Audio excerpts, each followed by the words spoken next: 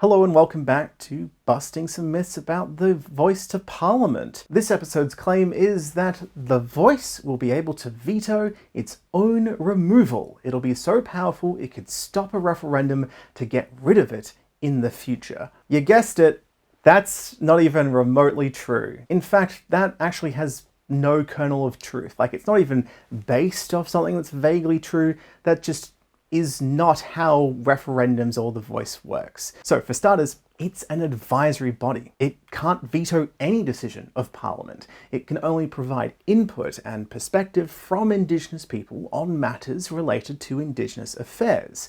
It's there to inform and enable elected members of Parliament to better understand how their decisions will impact Indigenous Australians. That's what it's defined as in the amendment. That's what it is limited to, even in the amendment. There's no mention of any other power other than advisory power. The amendment actually quite clearly puts provisions to prevent it from having anything other than advisory power. So this doesn't make any sense. And if anyone wants to argue, well, we don't know that because the High Court hasn't made a ruling yet, well, one, you'd have to ignore the wording of the amendment, the entire structure of the Constitution, but also we know how courts use materials to interpret the intention of an act or amendment.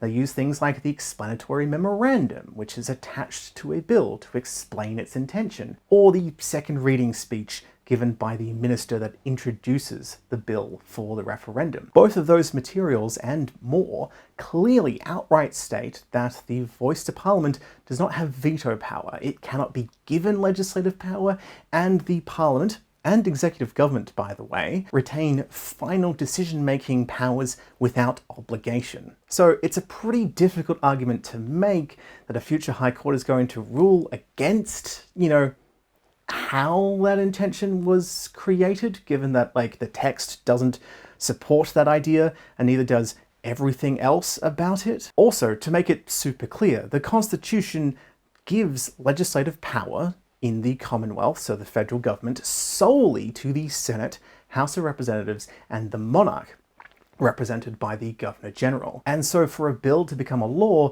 all it needs is the approval of those three bodies. Bill needs to pass in both chambers and get royal assent. And anything beyond that, like asking a body or group or organization or individual their opinion as to how a bill can be improved, that is all entirely optional. And the internal procedures, the ideas that the Parliament comes up with when consulting other people, it's immune from High Court challenges because Section 50 says that it's just absolute in its own internal procedures. So not only are we not giving the voice legislative power, because that's just not in the amendment, that would just violate just several fundamental sections of the Constitution. We're talking several need to be altered for that to even make any approachable sense. Section 128 of the Constitution, for example, outlines the process of how to alter the Constitution, which involves a referendum.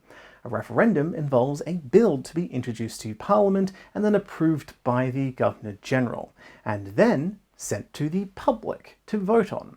As we're not altering that or several other sections, we can't constitutionally require the voice's approval for a referendum or even any bill at all. That's just a thing that we can ask its opinion about, but it wouldn't be able to actually stop any decision from being made. It's powerless in its own abolition. But government can't abolish it either if it were to be established. That's the whole point of a constitutionally protected body. It would be up to us, the public, to judge in the future whether or not it should or should not be in the Constitution. If it is established in the Constitution, well, it's possible that in a few decades it might have served a purpose and we can vote to abolish it. Or maybe a vote will be held and the public will say, no, we still want to keep it. Again, that's just how democracy works, and the voice is not undermining that.